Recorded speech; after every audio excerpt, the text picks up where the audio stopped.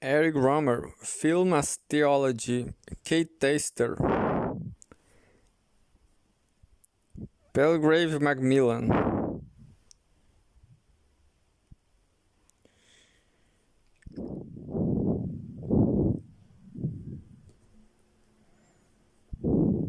Eric Rohmer, Film as Theology, Kate Taster.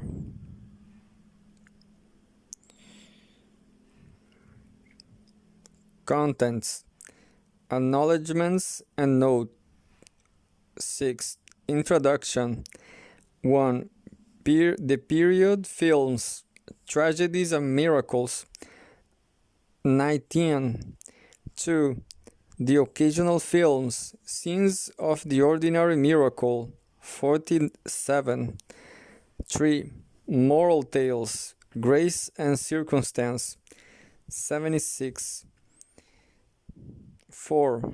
Comedies and Proverbs, Dislocation and Love. 108. 5. Tales of the Four Seasons, Atmosphere and Faith. 139. References: 164. Index: 169. Acknowledgements and Note. This book has had a long gestation, and I am extremely grateful to the various friends and colleagues who support and encouraged me through the process of writing it. Jill Lake at Palgrave was kind enough to take the project on, and Zygmunt Bauman has been enthusiastic and gently prodding since the first became aware of my love obsession for things Romerian. Linda Rutherford and Maddie Tester lived with humor and good grace through an obsession that sometimes became a little too obsessive. I would also like to thank Kieran Flanagan, Sophia Marshman, and Father Ian Venn for the good counsel and good humor with which they dealt with my requests for advice. Todo lo llenas tú, todo lo llenas. Throughout this book, I have given the English translations of the titles of Rohmer's films. It seemed a little too mannered to keep to the French, given that the rest of the text is in English, and given that the book is aimed at an audience beyond film studies. This use of English translations means that I have deliberately avoided the different titles that have been given to 3 of the films in America. This is because the American titles are less accurate translations and, more significantly, too directive about the film itself. The English and American titles are all the same except for French title L'amour l'après-midi, English title Love in the Afternoon, American title Clos in the Afternoon, French title Le Rayon Vert, English title Le Gray Ray, American title Summer, French title Les Amis de Mon Ami, English title My Girlfriend's Boyfriend, American title Girlfriends and Boyfriends. Introduction. Film teaches us to see. Eric Rohmer. Absolutely unmixed attention is prayer. Simone Weil. Eric Rohmer is one of the most important figures associated with the French New Wave that transformed cinema in the 1950s and 1960s. Although less celebrated than the likes of Godard and Truffaut, he has been an influential figure as a critic, film theorist, and most importantly, filmmaker. His all-around contribution to cinema was recognized in 2001 when he was given a Lifetime Achievement Award at the Venice Film Festival. Indeed, Rohmer's strategy of making films in series, the Six Moral Tales from 1962 to 72, the Six Comedies and Proverbs of the period 1981 to 87, and the Four Tales of the Four Seasons of 90 to 98 has been taken to be an inspiration for the decisions of the more fitted Kieslowski to organize the Three Colors trilogy. Andrew 1998, Gray 2001. Kieslowski said that he liked Rohmer's work, although before the late 1980s he was not aware by then Rohmer had made two series of films. Kieslowski in Insdorf 1999. Rohmer was also made 4 full-length feature films that are similar in style of those in the series, although they do not fit in with any of them. The Sign of Leo 1959, Four Adventures of Reynette and Mirabelle 1986, The Tree, The Major and the Media Center 1993, Rendezvous in Paris 1995. They might be considered occasional, but they remain important in Rohmer's oeuvre. All of these films, serial and occasional alike, are so distinctive that one commentator has identified an Rohmer territory, which is characterized by delicately stated emotional undercurrents, misdirected erotic attachments, articulate civilized dialogue, and a strong sense of place. Camp 2004. They are situated in the old quarters of French cities such as Le Mans, Nevers, Paris, although Rohmer usually avoids Haumann's Paris, that Walter Benjamin called the capital of the 19th century, la banlieue and holiday resorts. The films frequently emphasize travel by train and in cars that are very often driven by women. A broad social context is quite absent from Rohmer's work that is set in the present.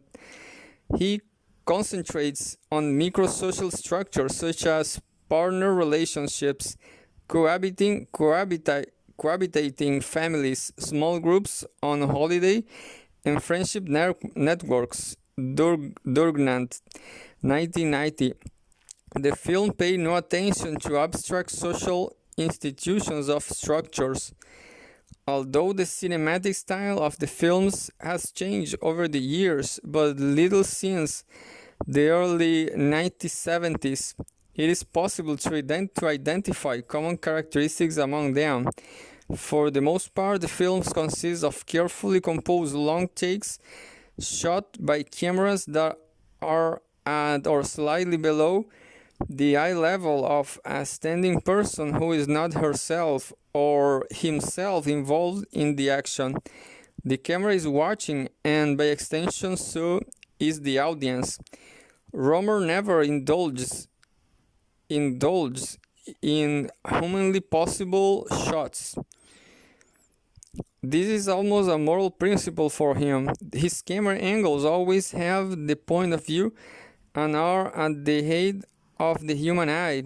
Almendros 1984. The principle is maintained even in dolly shots when the camera moves to track a person walking, or to suggest the visual scanning of a field on the part of a character. For instance, the scamming of a bench In 1996, A Summer Tale, when filming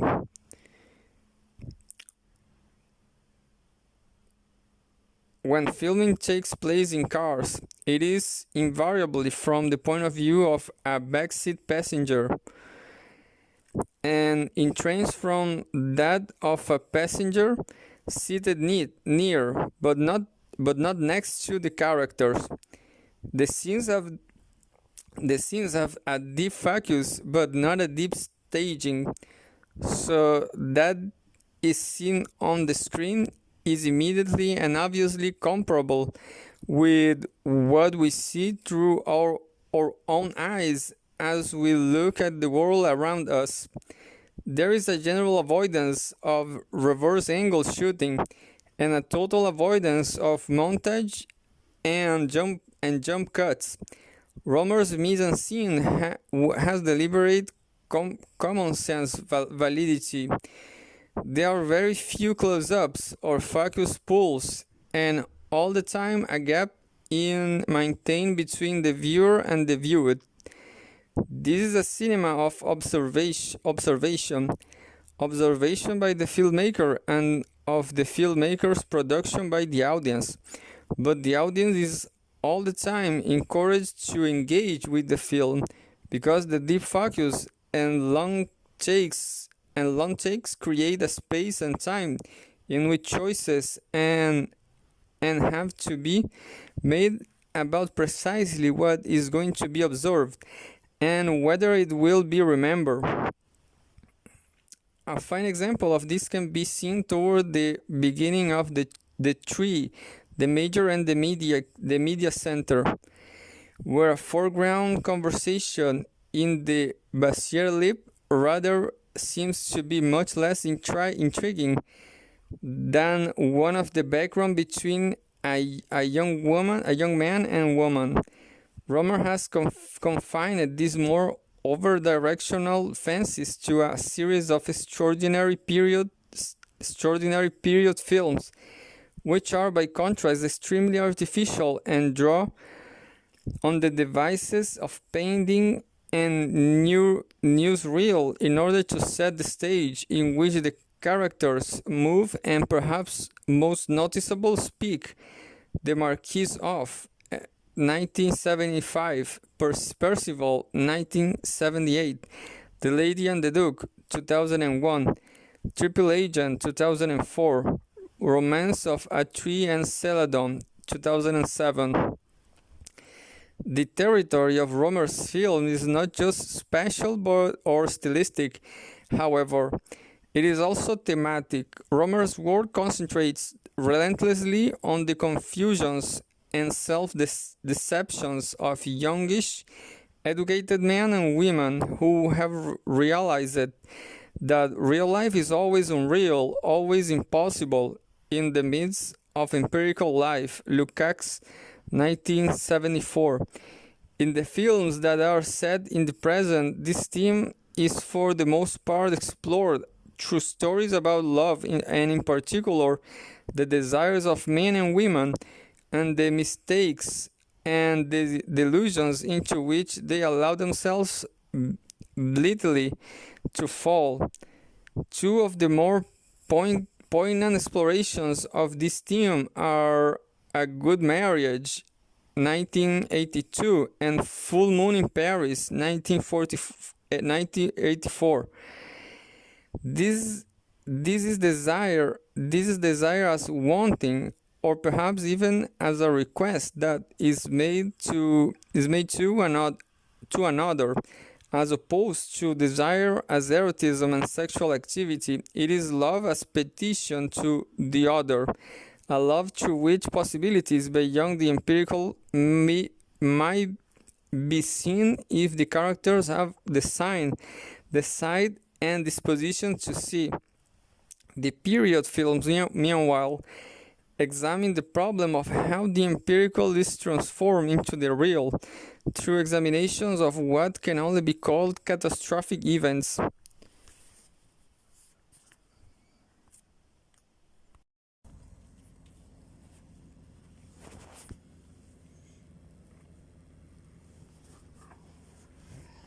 Although Rohmer emerged in the context of the French New Wave, it is perhaps best to say that he was with it, but not of it, even though he published widely in and between 1958 and 1963, was co-editor of Carrières du Cinéma, the house journal of the movement, Neufort 2002. Rohmer itself has been more likely to stress the differences rather than similarities between his own work and that of his new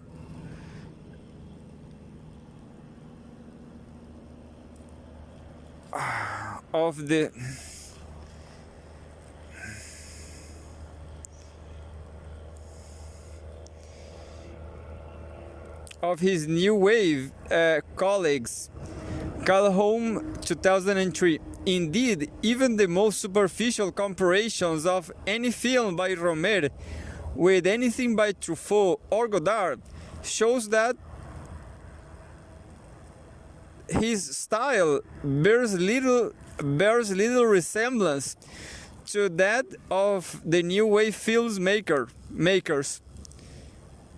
Where they deliberately intruded themselves into their works, he maintained a sober detachment.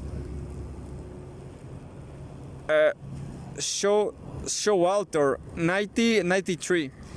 The difference between Rohmer and other new wave figures became clear through the 1960s, and by the 90s the gap was even wider. For example, 1957, Rohmer had written a book with Claude Chabrol in which they were able to express shared views about Alfred Hitchcock.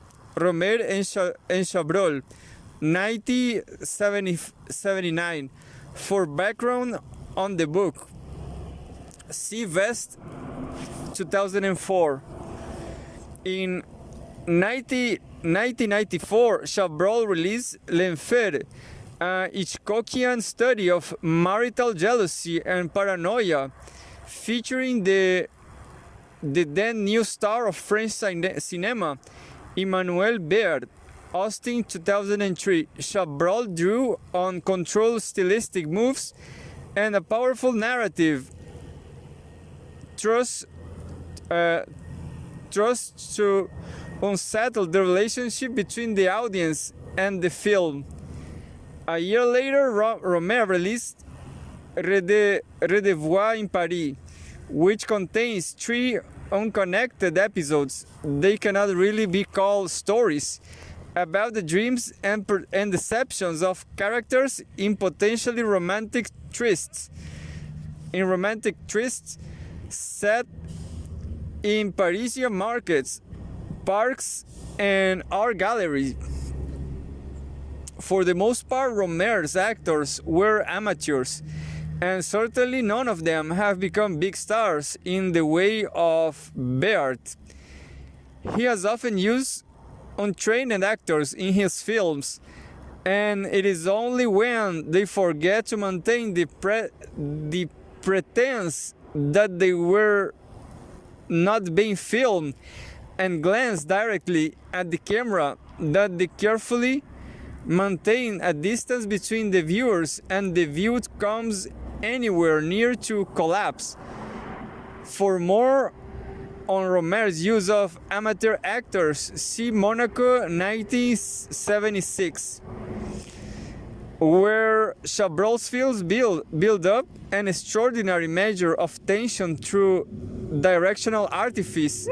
Rohmer relies on the deeply focused and continuously edited filming of meandering characters in order to take the audience of a little journey that ends with a question mark.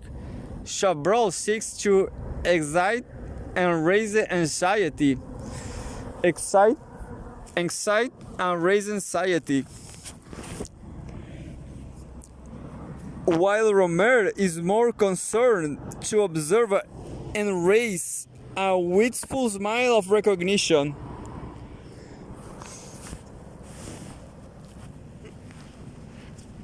Why the difference? Perhaps it is a matter of age. When the new wave took form in the 1950s, it was motivated in no small part by the struggle of the new generation of filmmakers to carve a space for themselves through a repudiation of everything that their cinematic fathers were taken to be standing for. This clearest of all in the work of Truffaut, where there is a deliberate and breathtaking emancipation of film from the shackles of convention. The new direction had all been born in the 1930s and consequently started to make films before they were 30. Rohmer was around a decade their senior. He did not finish his first feature film until 1959, and it was not a success. The Sign of Leo was not released until 1962, and only 5,000 viewers watched it, crisp 1988. The film was produced by Chabrol. In terms of age, at least, Rohmer was closer to the fathers of New Wave, Sought to Kill, than to the killers themselves. But as soon as an attempt is made to say exactly how much older Rohmer was, interesting problems begin. There is a degree of confusion about exactly when Rohmer was born. He was born at Nancy on April 4, 1923, or on December 1 December 1920, or on 4 April. Monaco, 1976. In his book about Rohmer, C.G. Grisp is confident that the birthday is 4 April 1920, but Showalter shows that such confidence might be misplaced. He lists the alternative birth dates that have been given: 4 April 1920, 21 March 1920, 1 December 1920, and 4 April 1923. Moreover, Rohmer might have been born in Toulouse rather than in Nancy, Showalter, 1993. At least the weighting of the list of birthdays makes it look as if he was born in 1920. But even that minimal level of confidence gets shaken as soon as a little investigation is carried out. When an interviewer asked Rohmer the simple question, "Where and when were you born?" the answer was splendidly confusing. What I say most often, and I don't want to stake my life that is true, is that I born at Nancy on April 4, 1923. Sometimes I give other dates, but if you use that one, you will be in agreement with other biographies.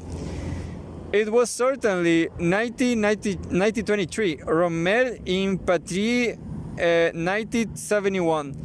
The confusion gets worse because the name Eric Rohmer is a pseudonym for Maurice Scherer, crisp 1988, or for Jean-Marie Maurice Scherer, and his parents were Lucien Scherer and Mathilde Boucher, or they could have been Desiree Scherer and Jean Mozart, Showalter, 1993.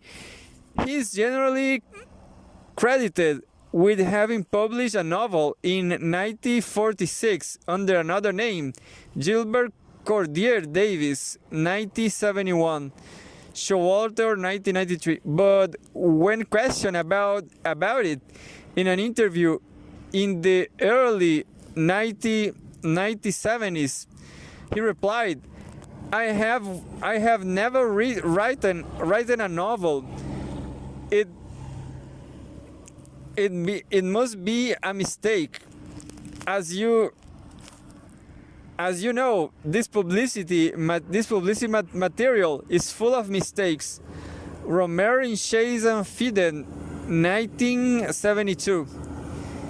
However, it ought to be noted that in 2005, a German language novel called Elizabeth, that is identical to one that had been originally credited to Gilbert Cordier, was published with the author's name,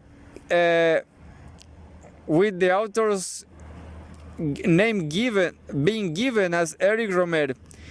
The book contains a brief interview in which Rohmer accepts responsibility for the work, Rohmer 2005, but still it could be argued that up to the time that republication, Eric Rohmer was not in fact being the author of a novel.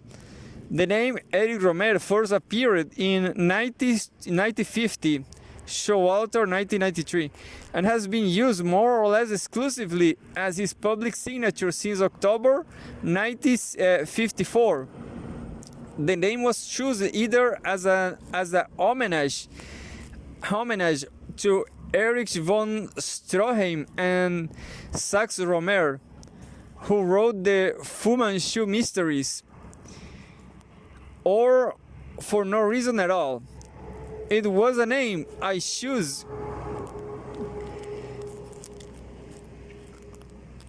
It was a name I chose just like that, for no particular reason, only because I like it. Rohmer in Davis, 1971. Holding his head in his hands and groaning, he told C.G. Grisp that the name Eric Rohmer was chosen for personal reasons.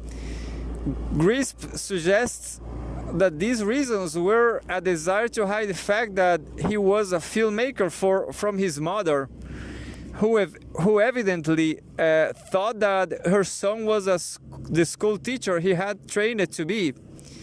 However, in 2007, Rohmer gave an interview in which the mysteries surrounding his name were clarified, and very simple.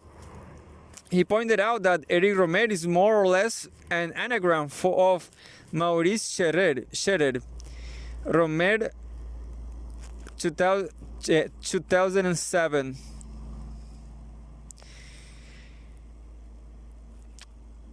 There can be little doubt of all of this confusion betrays the presence of a mischief maker. The man who is known as Eric Rohmer is quite deliberately creating a web of confusion. It carries on with the intrigues and plots which features in the novels of one of his favorite writers, Balzac. Rohmer, 1989. And often in his films, for example, An Autumn Tale, 1998. He has said of Balzac that I will give up pages of some more rigorous prose writer, or a line of verse by the most celebrated poet, for just one of his master strokes. Rohmer in William, 1980. Yet there is good reasons to believe that something much more significant than gameplay is also going on when Rohmer creates confusion. This is not just mischief, it is also a deliberate and quite confucius attempt to make sure that the body of work stands independently of and is invested with greater value than the body of the filmmaker. It has been pointed out that even as the films appear at festivals and frequently win prizes, Rohmer himself rarely attends.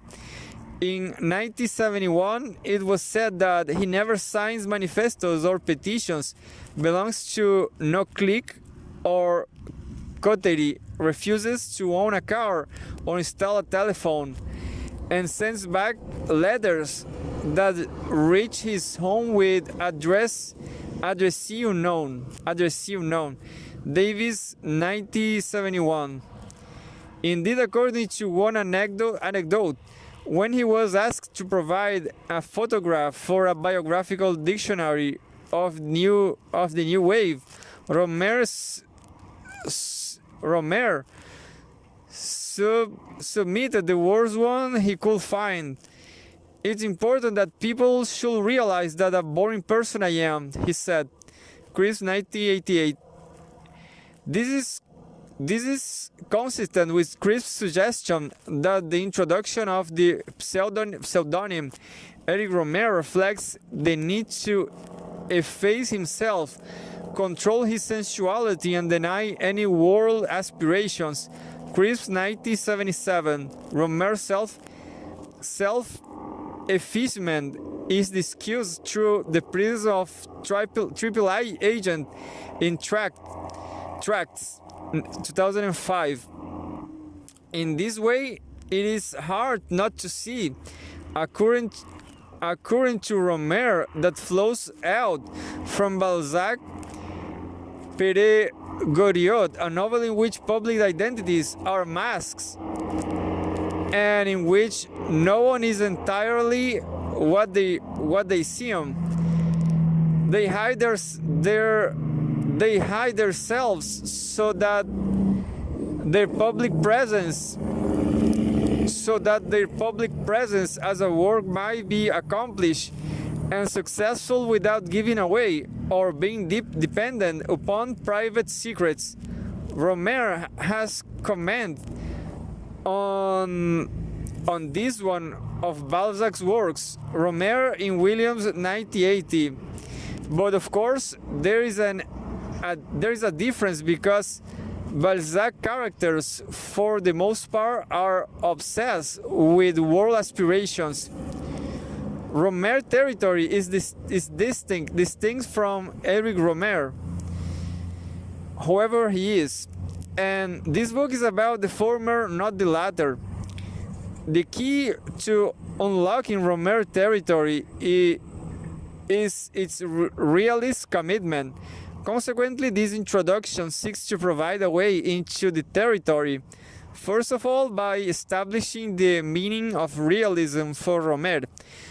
Themes from that discussion are pursued, and the narrative proceeds to contend that Rohmer is a realism of a very specific sort. It is a realism that is indebted to and which reflects a distinctive Catholic theology by way of pulling the discussion together and establishing a framework for the rest of the book.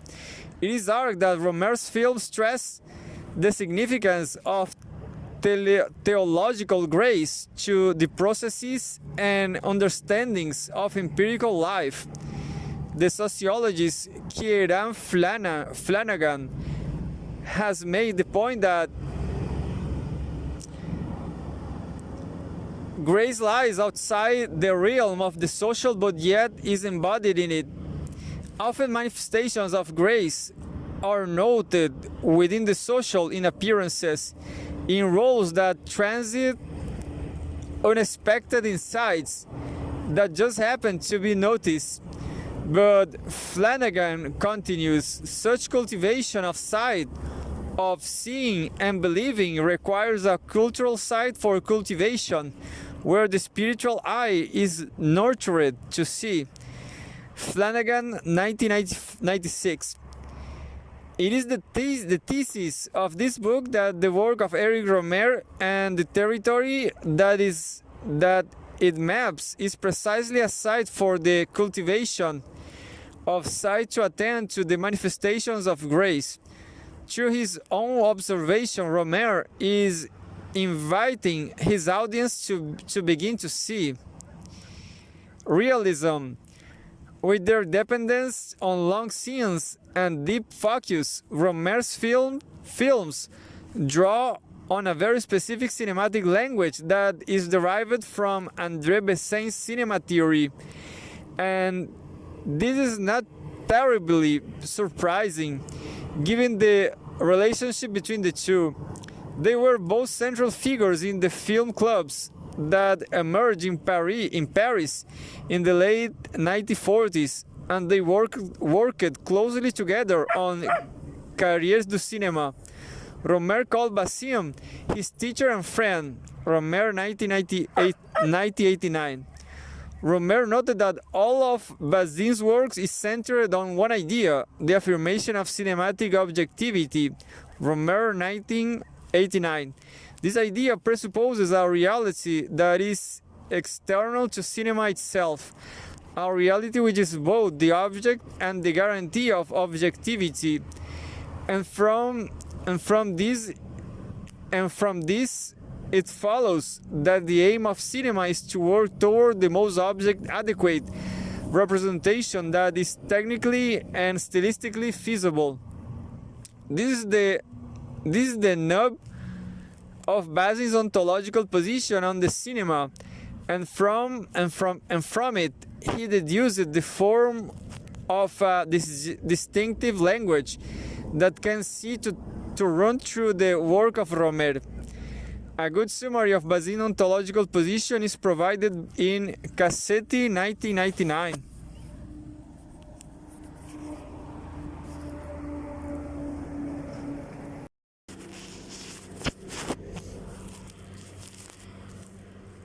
According to Bazin, a retrospective of cinema between 1920 and 1940 reveals the coexistence of two different cinematic trends, pulling in opposite directions.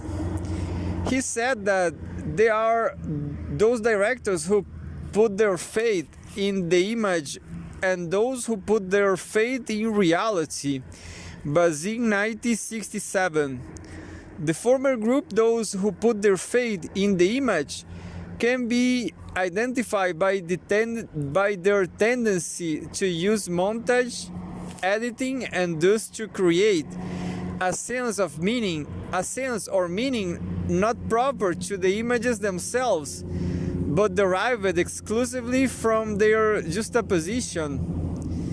Bazin continued to say that directors such as Kuleshov, Eisenstein, and Gans all use montage in such a way that they did not give us the event, they alluded to it. Undoubtedly, they derived at least the greater part of the constituent elements from the reality they were describing, but the final significance of the film was found to reside in the ordering of these elements, much more than in their objective content. Bazin, 1967. In this particular cinematic language of montage consequently fails to accept the demand of objectivity, precisely because it relies on the image to make a point to the audience and refuses to accept that events can be given. Although he does not say so in as many words, it is very clear that Bazin prefers the language that is used in the films of directors such as Erich von Stroheim, Murnau, and Robert Flaherty. In their films, montage plays no part unless it be the negative one of inevitable elimination, where reality superabounds. The camera cannot see everything at once, but it makes sure not to lose any part of what it chooses to see. Bazin, 1967. A principle that is reflected in Rohmer's painting shots. This is a language that has faith in reality.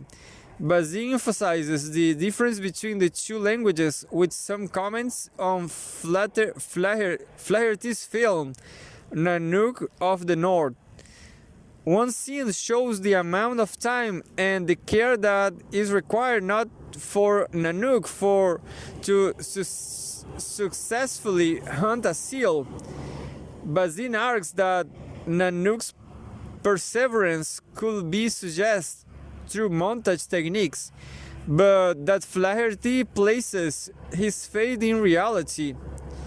Flaherty, however, confines himself to showing the actual waiting period. The length of the hunt is the very substance of the image. Its true object. Thus, in the film, this episode requires one setup. Bazin, 1967. Rohmer made more or less the same point about Nanook of the North, and discussed exactly the scene upon which Bazin commented. Rohmer called the film a tragedy of the dimension of time, and explained that film's primary purpose is to give the present the weight that other arts deny it. In Nanook, the pathos of waiting, which in other films is but a vulgar artifice, mysteriously plunges us to the heart of understanding. He continues to say of the hunting scene that its beauty can be attributed to the fact that the point of view imposed on us by the camera is neither that of the actors of the drama nor that of the human eye, whose attention will have been drawn to one element to the exclusion of another. Rohmer, 1989. Indeed, in the Hitchcock book, this scene is identified as one in which the hunter and the audience share a state of grace. Rohmer and Chabrol, 1979.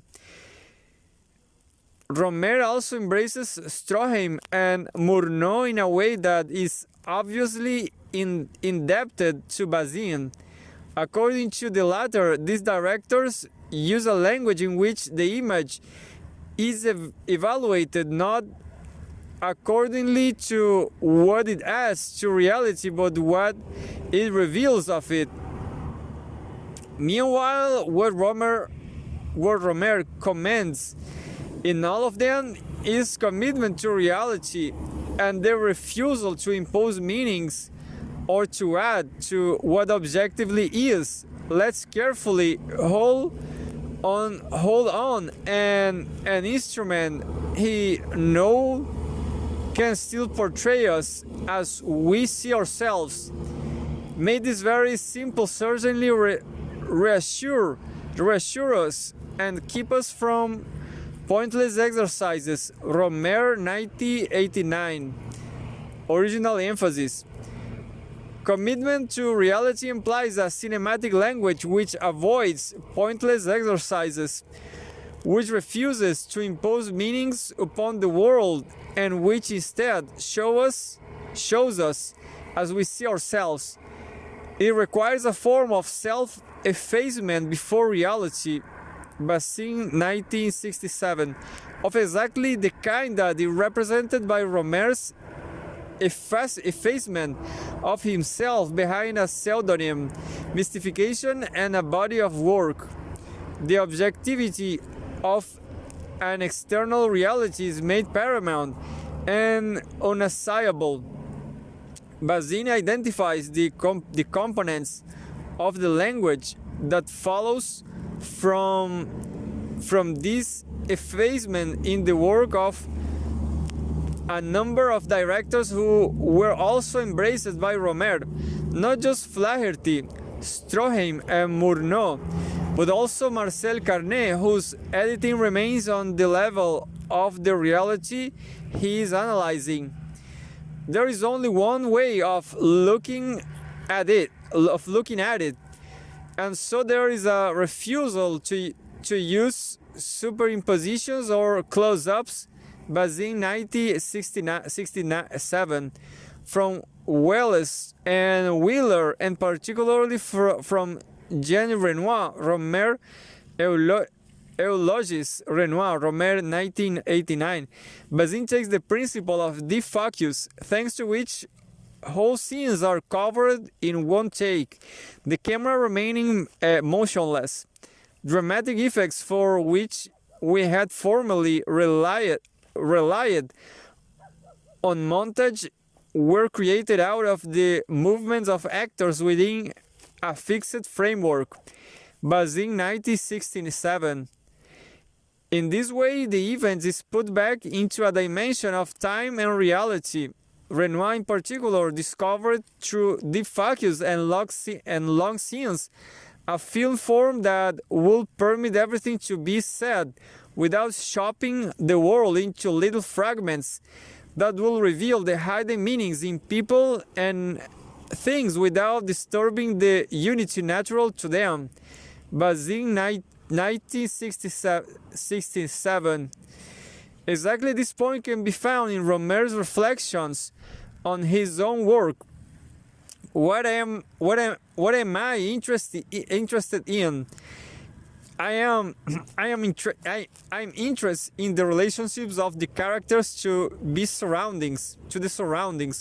I like to show the surroundings, the decor in its entirety. To show the characters moving in the decor and being part of it. That's why I don't like long lenses, which take the characters away from the decor. Rohmer in Chase and Faden, 1972.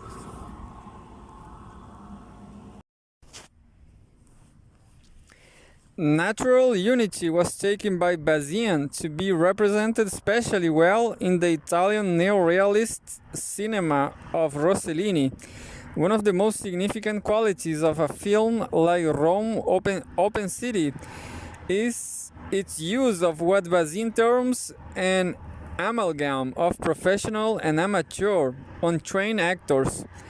According to Bazin, this is important because this involves the rejection of the star concept.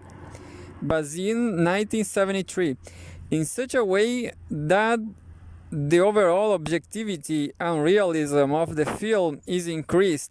The audience is forced to engage with the film without preconceptions or distractions that are created as soon as a star appears, and second, the actors are required to be more flexible and to subordinate themselves to the film. Bazin 1973. Similar principles inform Rohmer's use of amateur actors and indeed his use of professionals who are, or at least at the time of filming, were relatively unknown. He exploits the expertise of trained actors who can subordinate themselves to the plot. A good example of this is provided by Jean-Louis Trintignant in My Night at Mods, 1969, and the honesty of amateur actors who lack artifice. This way of using amateur actors is shown very clearly in Love in the Afternoon, 1972, where real-life husband and wife Bernard and Francois Varley play the roles of a fictional husband and a wife who are tempted to have affairs, but in the end returns to one another. Sometimes it also seems to be the case that professional actors are used precisely because of the overstatement that they can bring to a role, as implied by Ariel Dombasle's performance as Marion in Pauline at the Beach, 1983. These strategies are pursued in order to capture what is natural. I'm very particular about this point. Rohmer in Tsiolkovsky, 1982. The general principle seems to be that either professional or amateur actors will be used, depending on the reality that Rohmer seeks to explore.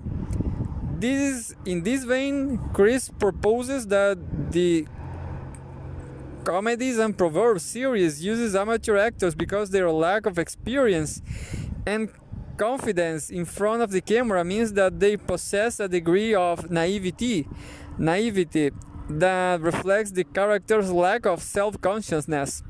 Chris 1988. The intention throughout is to make sure the character to a symbol or one-dimensionality. The concern is to use actors who will make the characters rounded human beings in specific surroundings. Actors who will make the characters in a world real.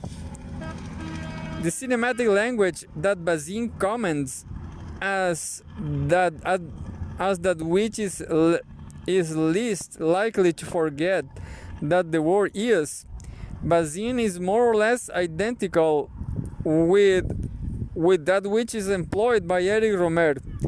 To this extent, Rohmer's films can be identified as realist. Rohmer's realism thus seems to be of an especially naive sort. For instance, he says quite straightforwardly that cinema is the description of man and his surroundings. Rohmer in Davis, 1971. Not an analysis, not an intervention, not a critique, just a description. Rohmer is following on from Bazin's proposition that the Italian neorealists know better than to treat this reality as a medium or a means to an end. Reality is, in a common which fits in well with his expressed contempt for cinephile madness, cinephile culture. Rohmer 1989. Rohmer wrote that the modern audience has been too long accustomed to interpreting visual signals, to understanding the reason for each image, to become suddenly interested in the reality of what they see. The cinematic spectacle is now presented more as something to decipher than of something to view. Rohmer 1989. As with Bazin, this is an ontological argument. Rohmer is presuming that the cinematic image ought to be a means by which the audience is invited to become interested in and more observant of an external reality. From this point of view, it is incumbent upon the filmmaker to use a language that makes the viewing of that external reality that objective is all the more immediate and thereby all the more compelling overly theoretical position, presumably such as that which Godard developed.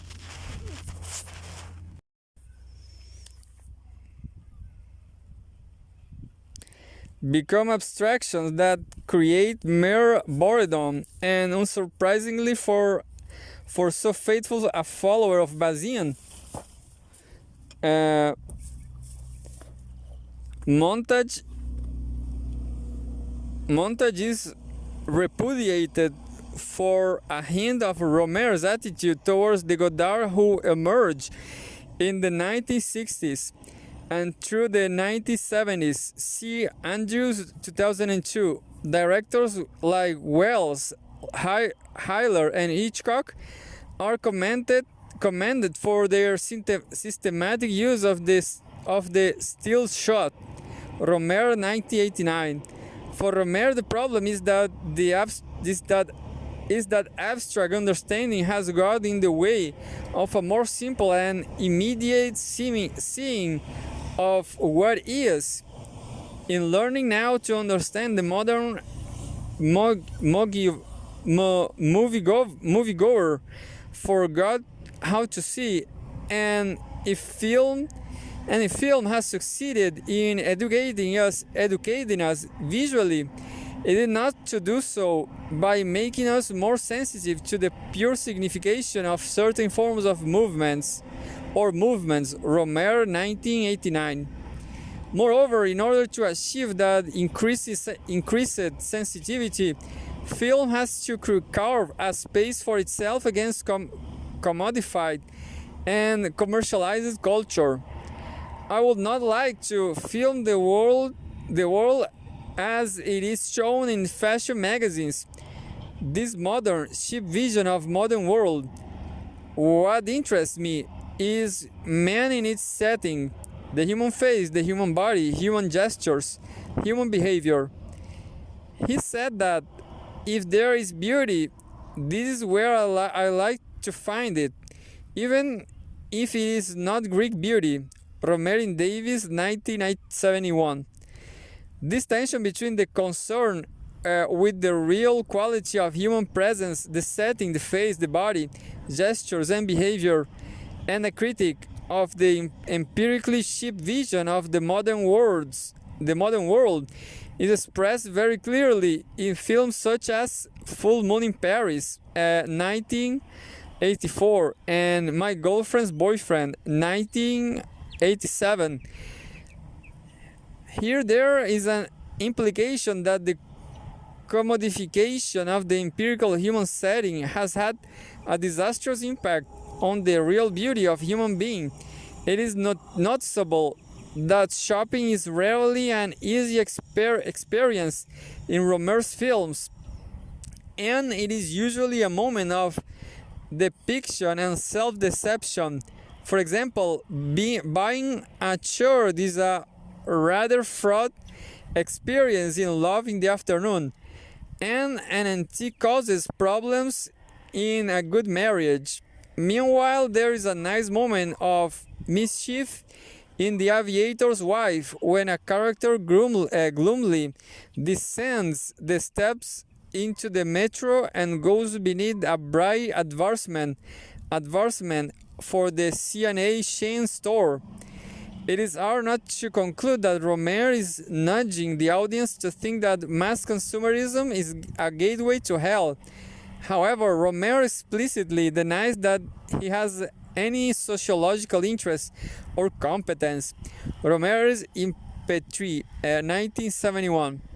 For Rohmer, cinema is especially able to achieve the task of showing the world as it is because for him, the camera is nothing more than an instrument for the recording of what is put in front of it.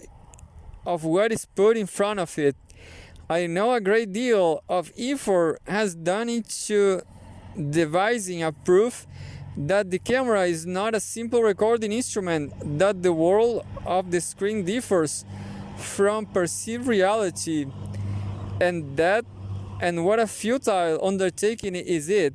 It is. But for Rohmer, this does not demand the importance of cinema.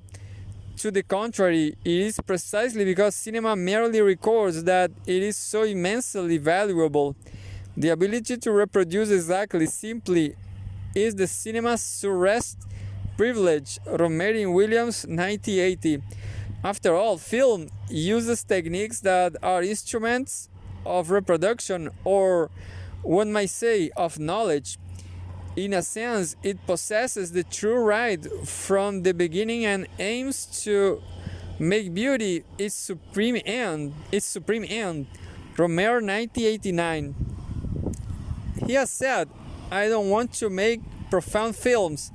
Bazin used to say that there was a profundity of the superficial in American film, but I also think that there is a superficiality to profundity.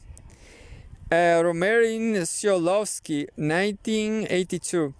Once again, the theme of self-effacement in the relationship with reality comes to the fore. What Rohmer is saying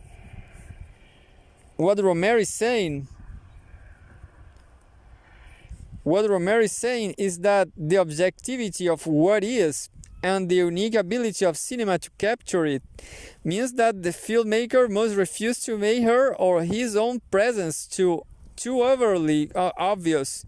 For instance, film has an advantage over art because it cures the artist of his fatal narcissism. We are tempted to look at the world with our everyday lives to keep the tree, the running water, the face distorted with happiness or anguish, to keep them just as they are in spite of us. Rohmer, 1989. Rohmer's Theology. The world is in spite of us. The world is in spite of us. It is independent of our actions, designs, and impositions. As such, it is our responsibility to be committed to the world and its beauty. At one level, this position has caused Rohmer to embrace environmentalism. Rohmer in Davis, 1971. And see also the tree, the major and the media center. But at a somewhat more important level, Rohmer's ontological position is an expression of this theological commitment and specifically his Catholicism.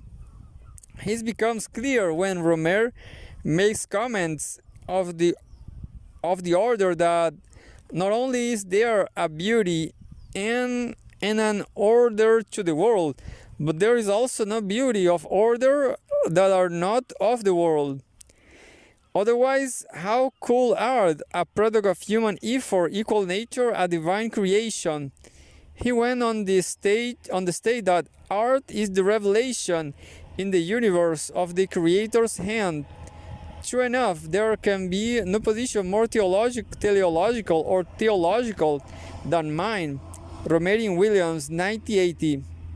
Indeed, according to Guy Bedouel, writing in the Orthodox Catholic journal Communio, Rohmer's work is a true theologia, a word about God, because it is a step of the path along which cinema will discover its spiritual destiny. Bedouel, 1979. Rohmer's realism means that his work has openness to Christian reality, which Bedouel finds in the moral tales. He says that the films in that series emphasize the unplanned and accidental, and thereby offer a reflection on the part played in life by chance, meetings, and roundabout ways in which we are forced to look at ourselves, and which give us a deeper understanding of our moral standards. In this way, the moral tales are reflections on the preparedness to receive the accidental encounter that enable us to learn how to give ourselves to God and to others. Bedouel, 1979. The word about God that Rohmer's films express is therefore a word about grace and the repetitiveness of men and women in the empirical world, to the favors that God bestows, regardless of the human asking for them. It is in Rohmer's enthusiastic essays on Rossellini that his Catholicism most obviously comes to the fore. For example, Stromboli is identified as a grand Catholic film that is about God's grace being given to a sinner for reasons that are quite beyond empirical understanding. Talking about Ingrid Bergman's character, Rohmer says that God's boundless mercy is shown by the absurdity of his pardon for her. Just as the mystery of reprobation is shown by the incommensurability of the punishment with the crime, Stromboli is a film that exalts Christian grace, and Rohmer says that he cannot think of many other works that, without rhetoric, simply by the evidence of what we are shown, proclaim more loudly man's misery without God. Rohmer, 1989. It is a film of religious grandeur. Rohmer, 1989. Another essay of Rossellini is slightly less gushing, but may well be all the more significant for that very reason. In a discussion of Journey to Italy, Rohmer detects a drama between a man and a woman that nevertheless has a third participant, God. He takes the heroine along a spiritual path that leads from the platitudes of the ancient of the fragility of man to the Christian idea of immortality. The film shows that Christian grace and redemption is in the order of things whose order in the end depends on a miracle. Rohmer, 1985. Even though the miracle itself is always an unexpected form of appearance, Rossellini thereby points to a way in which Catholicism can be enriched and renewed by film. And Rohmer asks the rather rhetorical question: it is the task of the cinema to bring into art a notion whose great riches the whole of human genius had not yet known how to uncover the notion of the miracle. Rohmer, 1985. Rohmer is speculating that Rossellini's answer to that question is a definite yes, but in order to give that answer, cinema must be sufficiently focused on the human in its empirical surroundings to be able to identify signs of the grace of the appearance, recognition or misrecognition, and acceptance of the eruptive real.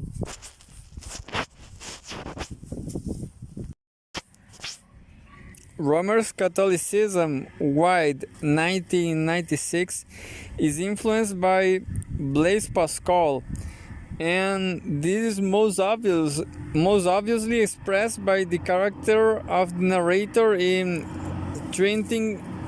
Trintignant's My Nights at Maud's.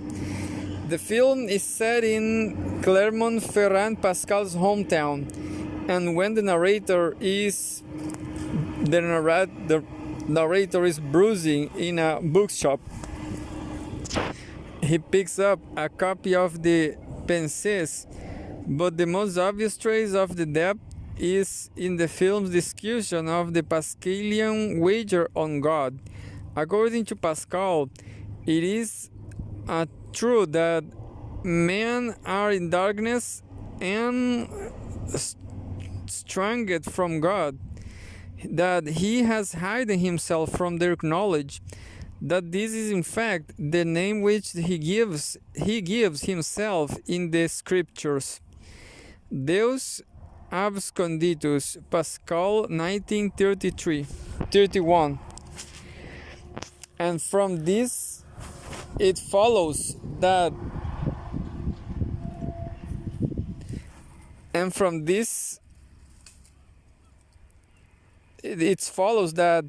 if there is a God, he is infinitely incomprehensible, since he has no affinity to us. We are then incapable of knowing either that he is, or if he is. Pascal, 1931. There is and can be no certainty, and consequently the commitment to the existence of God can only be decided on the basis of a wager. In short, the decision of whether or not to accept the existence of God and everything that follows from it is based on human free will. Through grace, God gives signs to guide the choices that follow from free will, but those signs can be misread or ignored in the particular person is too distracted by the things of the empirical world. Consequently, the preparedness to see the signs requires a repudiation of the empirical, which becomes at once a hall of mirrors and fallen. Pascal's argument thus leads to a situation in which the particular person is either attentive to the signs that God gives, or is sinfully happy to enjoy the empirical. There is no halfway house between godness and sin. This is the problem around which the tribulation of the narrator in My Night at Mods revolve. How can he be alert to the transcendentally real when he is inextricably a part of the empirical? The problem of the film is how can Pascal's absolute sit with a man who is aware of his contradictions and accommodations but yet seeks something real.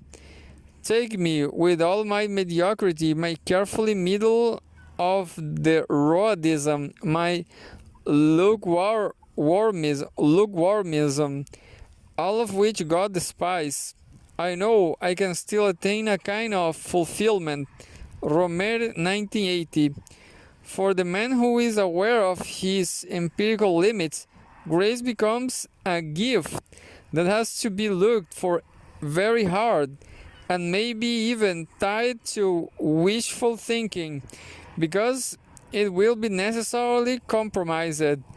All I ask of grace is that it open up to me the possibility, however slight, of being touched by it. Rohmer, 1980.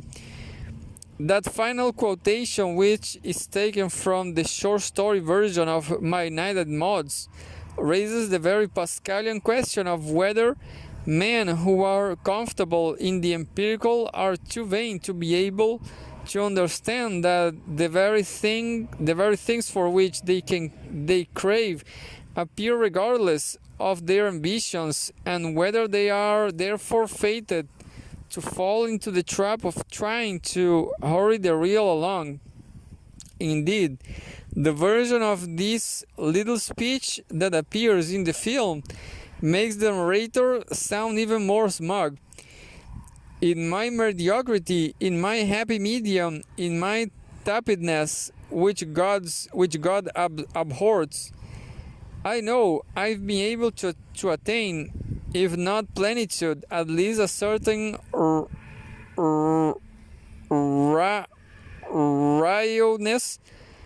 rightness, in the sense that the gospel says, the rituals show altar, 1993. The film wonder whether people like the narrator can be touched, whether they are fated to misread the signs, and if what they take to be the miracle might be a self-delusion. Meanwhile, Sorian has identified Love in the Afternoon as a Pascalian narrative because it stresses the importance of avoiding the distractions of this world. Sorian, 1973. The film tells the story of Frederick, a young married businessman who becomes attracted by the seductive ploys of his old friend Chloe.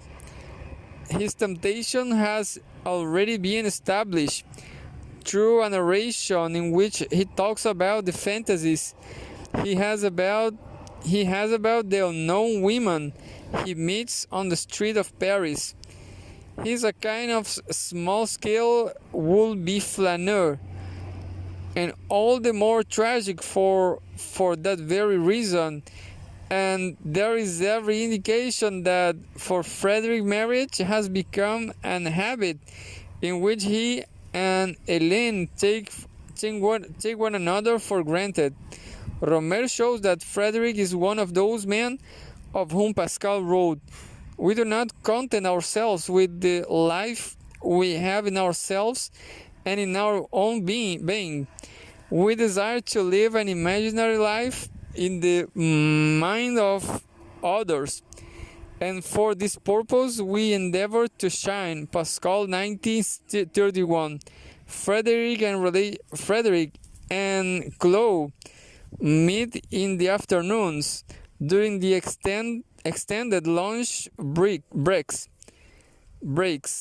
Their relationship leads to the dramatic moment when Frederick is present with the choice of spending an afternoon making love with Chloe, who reclines naked on the bed, or going home early to Helene. He chooses the latter, even though there is little sign that the choice makes him happy. In this way, so Rian says, the film shows that Frederick manages to avoid that what Pascal will identify as an inauthentic diversion, and instead he commits himself to something deeper and more real. He perseveres for an afternoon anyway. It is the connection with Pascal that explains why Rohmer's work is often linked to Jansenism. Chris 1988, Davis 1971, Showalter 1993. Jansenism was a movement in 17th century Catholicism which argued that original sin has so corrupted nature that everything empirical is evil. The only hope for redemption is through the grace that is the gift of the God who is hidden from the world, except in the unasked for moments of the miracle. Within Jansenist perspective, then, each person must persevere to achieve a preparedness to receive the gift of God, although whether or not that particular person has the grace to accept the gift is quite beyond comprehension. For more on Jansenism, see Goldman, 1964, 1972. However, the connection of Rohmer to Jansenism via Pascal is problematic, not least because, as John Goldman shows convincingly, Pascal's own relationship to it changed, and moreover, Jansenism was not a single set of beliefs. Goldman, 1964. Indeed, Rohmer's views on Pascal can be reduced from a film that he made about the philosopher for French educational television in 1966, and which is available as an extra on the Criterion DVD release of My Night at Mods. Perhaps this complexity means that it is best to avoid any too strong association of Rohmer with Jansenism, and instead to make the slightly more modest connection that Rohmer's films explore Pascalian themes. Robert Bresson is a much better candidate for the label Jansenist. Sontag, 1969. More specifically, it can be proposed that Rohmer's films explore a Pascalian understanding of grace. They are explorations of how grace is embodied in the empirical social world, and how it transforms moments and appearances into something real.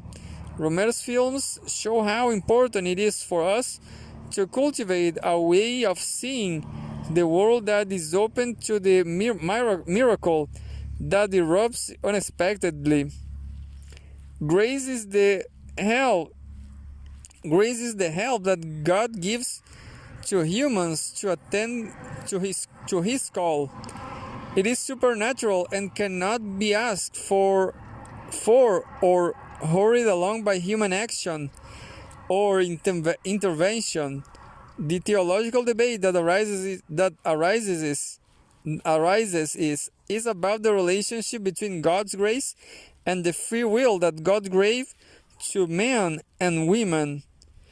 If grace is a sign given by God, can men and women choose on the basis of the free will that is also given by God, and which makes us morally responsible to accept the help or deny it? Calvin argued that the human will cannot resist grace, whereas the Pascalian position, which derives from Augustine and Aquinas, is that the situation is rather more complicated. According to Pascal, through the gift of grace, God makes men and women will to choose that He offers. God changes man's heart by a heavenly sweetness, which surpassing fleshly delights fills man with a distance for the delights of sin, and findings his greatest joy in the God who enchants him. He infallibly inclines toward him of his own accord by a movement at once wholly free, voluntary and full of love. In this way, it is possible for the human to refuse God on the basis of free will, but Pascal argues that this cannot be done in honesty. Writing of the human response to God's grace, Pascal said, not that he is not always able to withdraw, and will in fact to do so if he wanted to, but how could he want to, since the will invariably inclines toward what gives it greatest pleasure, and nothing pleases it as much as this unique good. Pascal, 1967. See also 1994 Catechism of the Catholic Church, paragraph 2002. What Rohmer explores through his focus on the world as it is, and on men and women in their empirical surroundings. Surroundings are the mistakes which mean that the moment of the infusion of the heavenly sweetness is missed. The delusions through which men and women seek to hurry it along or find it even when it is absent, and finally the self-deceptions and strategies in relation to others through which men and women justify to themselves their free choice to withdraw from grace. It is not so much that Rohmer seeks to understand this latter group. Rather, he seeks merely to show the processes of their self-deception. Rohmer's films are examinations of how men and women freely respond to the irruption of God in the everyday, how they notice it, if they do, and whether and how that eruption implies preservation from temptation in self-understanding and the understanding of others. Conclusion. Lukács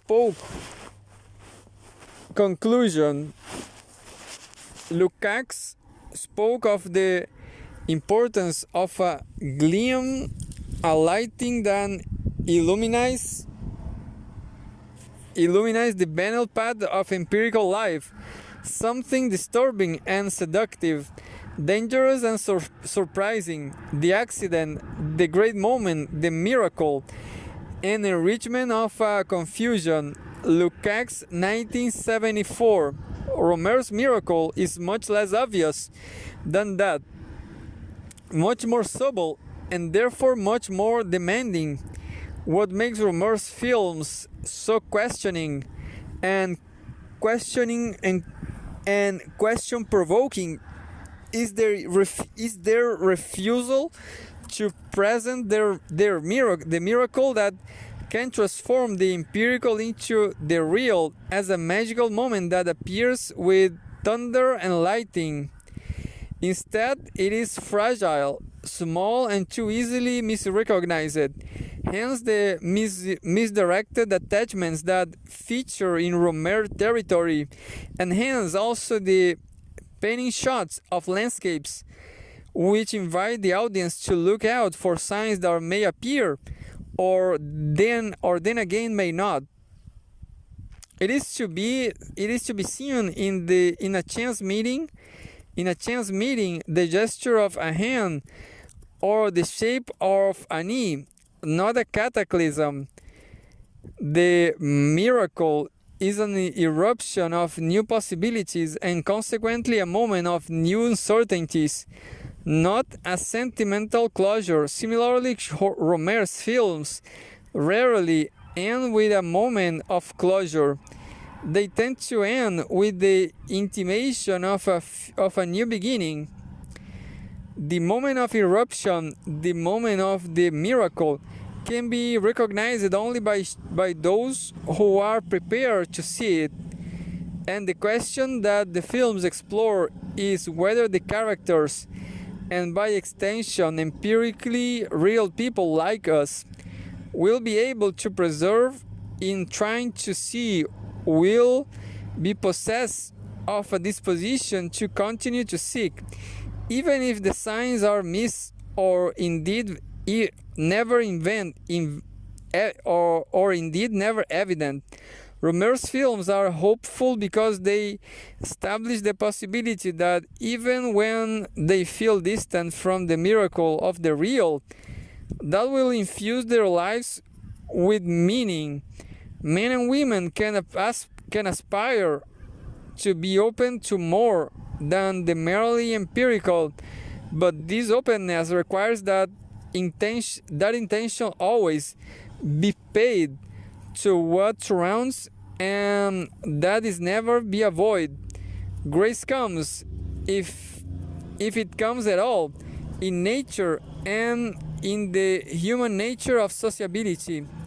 In this way, empirical realism creates opportunities for the recognition of the eruption of the transcendentally real, and Rohmer's films pose questions to their audiences. Is this film going to be a mere diversion, or will you devote attention to seeing it? Is this film a distraction, or will you be committed to try to see signs of grace? What is your disposition?